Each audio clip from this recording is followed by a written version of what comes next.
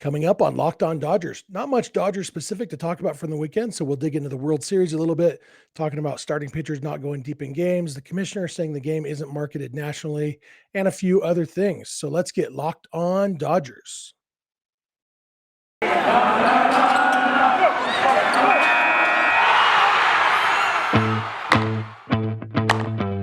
You are Locked On Dodgers, your daily Los Angeles Dodgers podcast. Part of the Locked On Podcast Network, your team every day.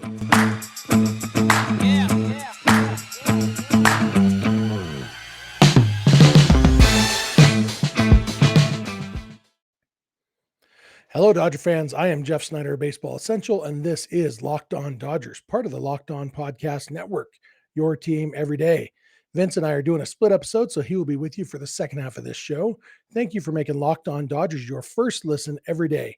Remember, this show is free and available on all podcast platforms and on YouTube simply by searching for Locked On Dodgers. This is the daily podcast covering the still reigning world champion Los Angeles Dodgers, bringing you the smart fans perspective on our boys in blue. And yes, we do get at least 2 more days of referring to the Dodgers as the world champions because it's going to be at least Tuesday before anybody dethrones them, with the Astros winning on Sunday night to pull the series within 3-2.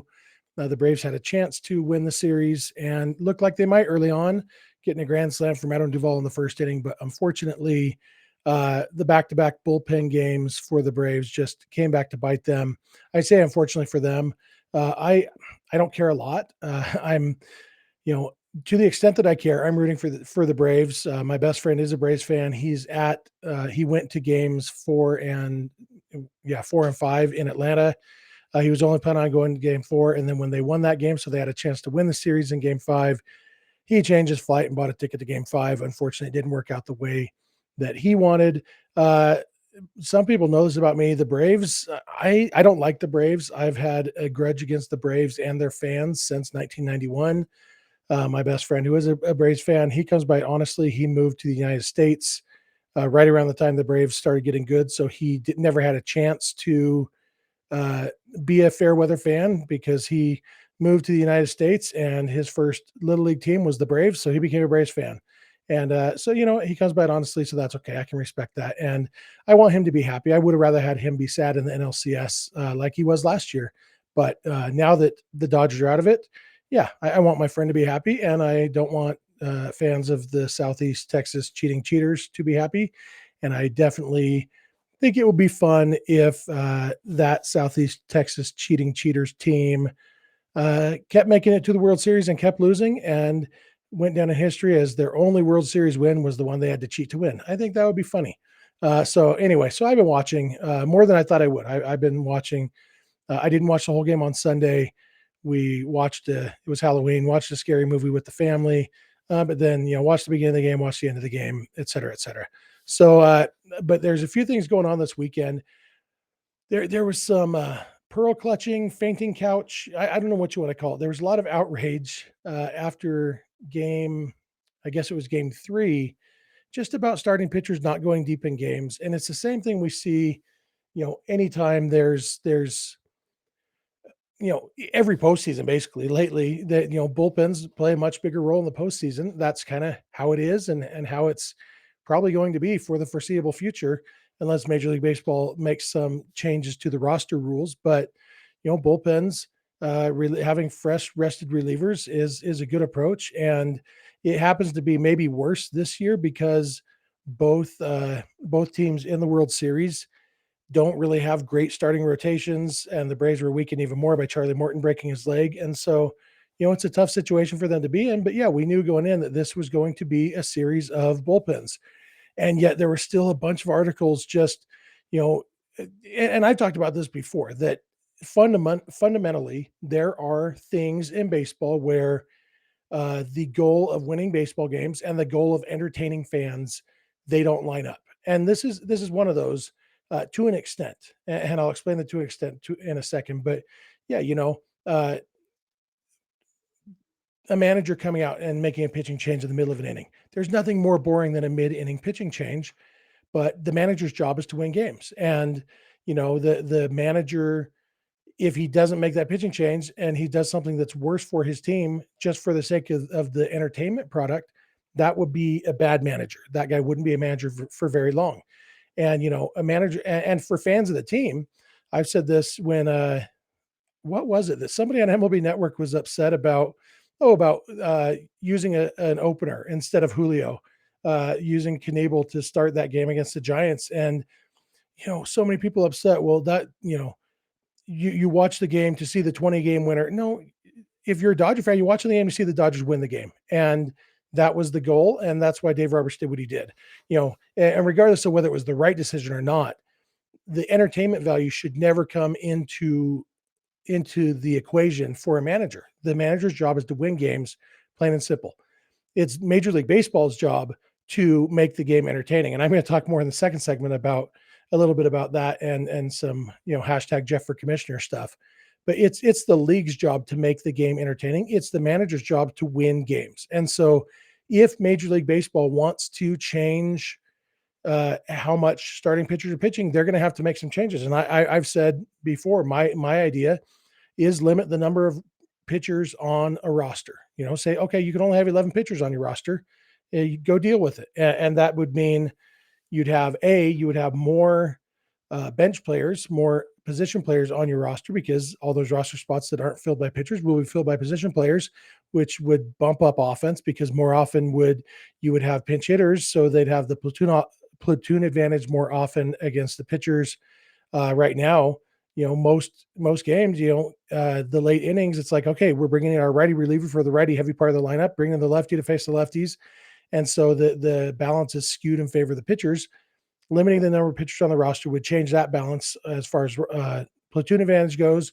It would mean, okay, everybody's got to go a little bit deeper. Starters, you're going to have to go 6 or 7.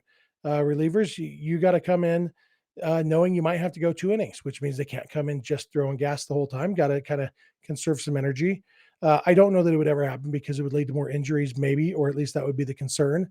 But ultimately, that's a decision baseball has to make. The fact that more guys might get hurt isn't a good enough reason not to do it, because Major League Baseball's job is to entertain the fans and to, and right now, if what they decide is more offense would be more entertaining, that's a way to do it. And that probably supersedes, well, we might have some guys get hurt that wouldn't have otherwise got hurt.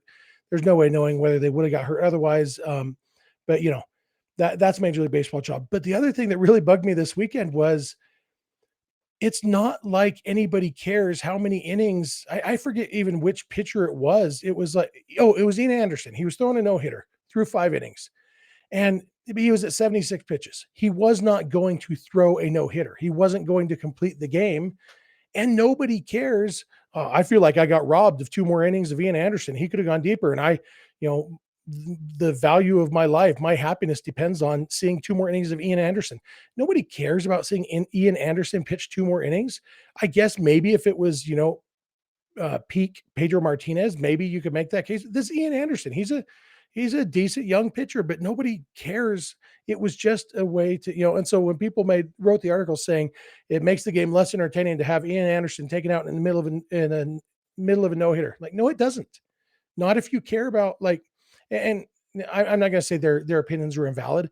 I will say I strongly disagree with them, because for me, baseball is the fun part. And guess what? You know what the Braves did when they took out Ian Anderson?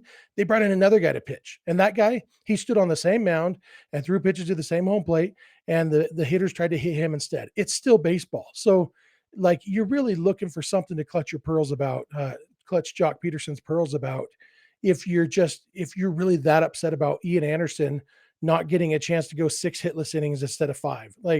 Come on, it's baseball. Enjoy your baseball. That's my thought on that. I feel like I understand professional journalists have to have stuff to write about, and maybe some of these old men do actually believe the things they wrote. I'm on record as saying that a certain short bow tie wearing guy isn't necessarily a very good writer and doesn't have super interesting or intelligent thoughts about baseball. He had connections, so he was good at breaking trades, and that got him a job. So anyway, I'm going to come back in a minute and talk about another not super intelligent guy who makes a lot of decisions for Major League Baseball, named Fred Robman, I think. So keep it locked on Dodgers. Hey, does this sound familiar? You've got one device that lets you catch the game live, another that lets you stream your favorite shows, you're watching sports highlights on your phone, and you've got your neighbor's best friend's login for the good stuff. Well, I want to tell you about a simple way to get all that entertainment you love without the hassle, and a great way to finally get your TV together. It's called DirecTV Stream, and it brings your live TV and on demand favorites together like never before so you can watch your favorite sports, movies, and shows all in one place. That means no more juggling remotes and no need to buy another device ever again.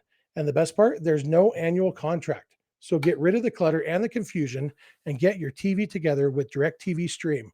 You can learn more at directv.com. That's directv.com. Compatible device required. Content varies by package. All right, I'm back. I'm just going to do a short little segment here and then I'll turn it over to Vince. First, I want to thank you so much for making Locked On Dodgers your first listen every day. I know the season's over, the regular season, the postseason. We're in off-season mode here in Dodgerland. But Vince and I are going to keep coming to you 5 days a week. It's going to be different than it is during the season because we won't have games to talk about. But we are going to keep talking Dodgers with you, talking baseball with you. We would love to hear your thoughts if you have ideas for segments, people you'd love to hear, as guests on the show. All that stuff. Feel free to hit us up. Vince will give you all the contact info at the end of the show. But for right now, I just want to thank you for checking out Locked On Dodgers as your first listen every day. So there's a commissioner of baseball, Fred Robman, I think is his name, something like that. Anyway, I know I have all the syllables right. Might have got the order wrong. And he the other day in an interview where he was basically given the task of defending the tomahawk chop. And, I'm not going to get into the tomahawk chop, politically speaking or whatever. I will say I am way ahead of the curve. I've hated the tomahawk chop since 1991. It had nothing to do with anything other than I grew up watching the Braves play in the 80s on TBS, and they had 8,000 people at every game. And then suddenly 1991, they get good and everybody's showing up and doing the tomahawk chop. And I'm just like, I don't like Braves fans because of that. They're front runners in my mind. So that's why I've always hated the tomahawk chop. But obviously there's been, with the Braves in the World Series, there's been a national spotlight on the tomahawk chop. The Indians are changing their name. The Washington Redskins changed their name. There's a lot of, pressure, I guess. And so Rob Manfred was given the task as commissioner of baseball, I guess, of defending the chop. I don't know if that was the task he was given, or if it was a task he chose to take on and maybe defending it, addressing it, whatever it is. But what he ended up saying as his excuse was he said the phrase, "We don't market our game on a nationwide basis." What he was saying was, here in Atlanta, this isn't offensive. And baseball, Major League Baseball is marketed locally. And so the fact that people do things in Atlanta that might seem backwards or racist or whatever to fans in another city, it's because the game's not marketed nationally, et cetera, et cetera. Well, it's a dumb argument, because if it is offensive, then it's offensive, regardless of how many people know about it. But even more importantly, it's a lie that baseball is not marketed on a nationwide basis, because look at this World Series, Game 5 that just ended a little bit before I started recording here. It started at local times for the teams involved, a little after 8 p.m., a little after 7 p.m. The game got over at like 12:15 a.m. Atlanta time where it was being played, and like 11:15 p.m. in Houston where the other team is based, on a school night, which means there were zero children who are fans of the Braves and Astros who got to watch the end of the game and be well rested for school this morning. That's the choice parents had to make, kids had to make. Do you want to watch baseball, or do you want to get a good night's sleep before you go to school in the morning? And that was done because of nationwide TV considerations. National TV networks make those calls on the starting times. So you can't tell me that the game isn't marketed on a nationwide basis when you are literally making Houston and Atlanta play series late at night when none of their fans can watch, or much fewer of their fans can watch. If they were really not marketing on a nationwide basis, this game would have started at at the latest 7 p.m. Atlanta time, and probably more like 6 p.m. There's a lot of Braves fans in the central time zone because Atlanta is, pretty far west. And so, and the Astros are in the central time zone. They probably would have started at 6 o'clock Eastern. So it could have been done by 9 o'clock. Well, no playoff games, only going 3 hours, no World Series game, but it could have been done by 10 o'clock, and that's something as a parent, I'm like, yeah, I'll let you stay up till 10. I'm not letting you stay up till midnight on a school night. I'll let you stay up a little late, stay up till 10 to watch this game. Sure. And so Rob Manfred continues to talk out of both sides of his mouth. My big issue with Rob Manfred, and I'm going to say, I've probably said, I don't know if I've said this on the show. I've said it to a lot of people. I think good attorneys are very important for every big organization to have. Every big company, including Major League Baseball, needs good attorneys. What I don't think that being a good attorney is a qualification to be in charge of the organization. And as far as I can tell, that's Rob Manfred's only qualification, is that he was a good attorney. And so he ended up next in line. And when whoever the last commissioner was retired, okay, my handpicked successor, who's a good attorney, and that's how he got in line, he's now the commissioner. Well, he's not a good commissioner. He's not a good anything other than attorney that I've seen. Of all the things that a commissioner's supposed to do, he's not very good at any of them. He's a good attorney, I assume, because he was a good enough attorney that it got him to be commissioner. But Rob Manfred should not be commissioner based on being a good attorney. And there's been nothing in his work as commissioner of baseball that has said, oh, it's a good thing we picked this guy. This is good for the sport. And so, whatever it is, I don't know if Rob Manfred is ever going to get fired from his job, because the commissioner works for the owners. And, that's probably why the owners wanted a good attorney, so that, they figured he'd be tough in negotiations. And we'll see how that goes in the CBA negotiations this offseason. That's probably something we'll have to talk about soon, because there may be a work stoppage, which would suck. But, my main overarching point for this segment is hashtag Jeff for commissioner. Rob Manfred, yeah, he's an idiot. Bottom line, he's good at some things. I talked about the Dunning-Kruger effect. That's maybe Rob Manfred. The fact that he's a good attorney, he thinks he's good at other things, and he's just not. And so he, like a lot of people in leadership roles at Major League Baseball, should not be allowed to talk out loud, because they just end up saying dumb things. So that's going to be it for me. Vince is going to come along. He's going to talk some more. He may have some Albert Pujols news, and then talk a little bit about the World Series from his perspective. So that's going to do it for me. Thank you again for making Locked On Dodgers your first listen every day. And Vince will be along in a minute. I love Thanksgiving. All the good food, all the good treats, all the good desserts, and plenty of them.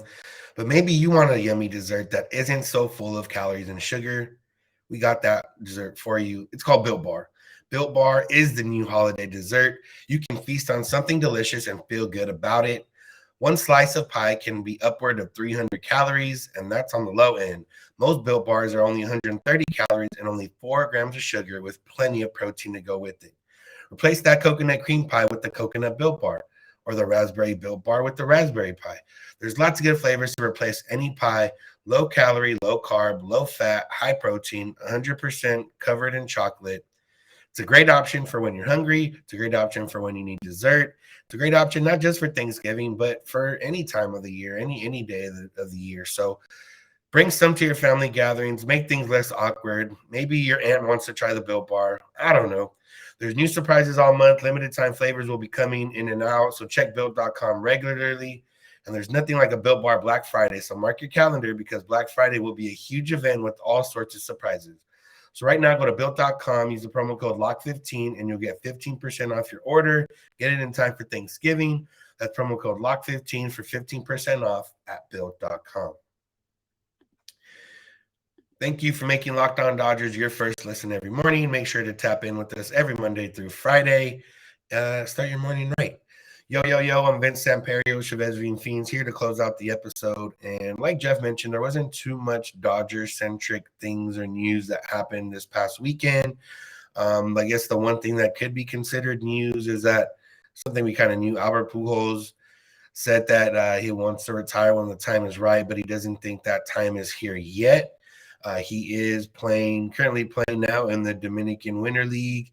He hit a walk-off in his first game, although when you hear hit a walk-off and you see what Albert Pujols did, you don't necessarily correlate the two. He hit a little slow chopper down the third base line, and third baseman couldn't make the play. And yeah, everyone got to go home happy. But yeah, and when it comes to the Dodgers, and Jeff talked about this a little bit last week with Pujols, I just don't see a reunion happening. I know the Dodgers ended up, really liking Pujols. Pujols really took to that clubhouse and the hugs after home runs and everything else. But at the end of the day, Pujols kind of fell off toward the end of the year. He was really good in that pinch hitter role or against lefties, but there was hardly any times other than that one game 5 of the NLCS where he had 2 or 3 hits. There wasn't. You couldn't really count on him in big spots. He came up in the big spot against Matzek, struck out. He came up in a couple other big spots, and then just didn't come through. I think velocity gets to him a little bit now. I think left-handers, if they don't throw him anything but a fastball that's like 95 or less, there's not too much damage to be done on a greater scale. Even with the DH, I think there's better options the Dodgers could go after in a DH role than have Albert Pujols out there every time there's a left-handed pitcher. So as much as I love Pujols and I appreciate his time here with the Dodgers, I think it's going to come to an end. We'll see how he does in the Winter League. And, maybe he'll find himself back in St. Louis with Yadier and Wainwright for one last ride to a wild card. I don't know. Yeah, so other than that, not too much news on the Dodger front. Halloween was on Sunday. The Dodgers posted. It's always interesting around this time because there's players that are technically still Dodgers until the World Series ends. So, the Dodgers sometimes post this stuff. And even though there's guys that might not be Dodgers here in the next month, 2 months or so, they always, post Dodgers for Halloween or whatever else the case is. One of those being Kershaw and family, which I think is going to come back anyways. But yeah, the costumes kind of generic, nothing out of the ordinary. You had the Jensen kids, you had Corey Knebel and family were Frozen. You had Austin Barnes. They were all cats, I think, or bats. I think the star of the show though was the Kellys, Joe and Ashley, I believe. Recreated the iconic denim outfit and whatever you want to call it of Justin Timberlake and Britney Spears back whenever it was for whatever event. They really got the costume down to a nail, so it was pretty fun and pretty funny. That was the best. Although the Dodgers, there wasn't too many crazy outfits there. You can always look back at when they do the outfits on the final road trip or the final airplane ride of the season, and there's a lot of good stuff there. Other than that, I mean, on my side, a little bit different from Jeff, where I've had to watch the World Series and for work, so I have to pay attention and keep track and kind of watch every game. The games depends how much you love baseball or who you care about. I think for me, I love baseball and I'll watch baseball all year, but I invest so much into the Dodgers and watching the Dodgers that when it ends, it's hard to be like, oh yeah, let me watch more baseball. Like I've watched almost 162 games of Dodger baseball, whatever other baseball I watch, however long they're in the playoffs, doing podcasts every day and covering for Ravine Fiends and everything else. And then you're just like, well, I did a lot of baseball and now there's 2 teams playing. The games haven't been like super entertaining. There was a good game. I mean, last night's game was decently entertaining because there was a lot of runs scored, but after like the 6th inning, it was kind of like a dead period. There was a good game in game 4. It was kind of close, so that was fun. But yeah, it's been. I think about it from the perspective of how would the Dodgers be doing if they had made it, and honestly, it's hard to answer because you don't know how Julio and Buehler and even Scherzer would have held up.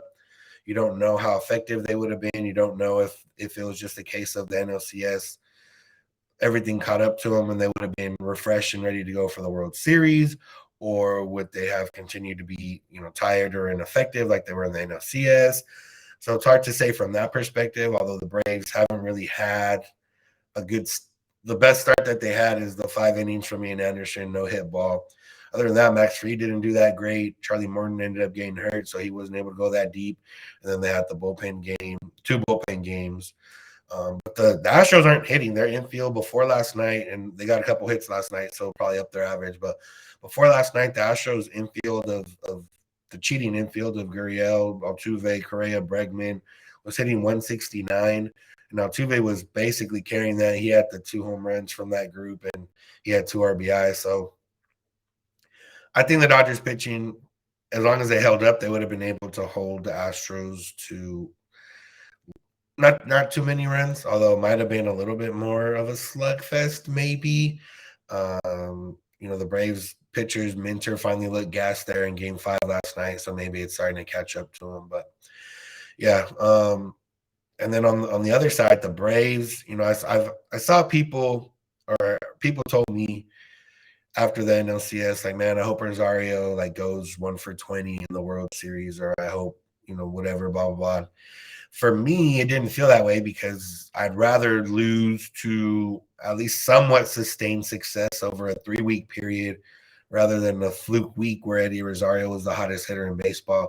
He's continued to be not as hot as he was in the NLCS, but still getting hits, 2, 3.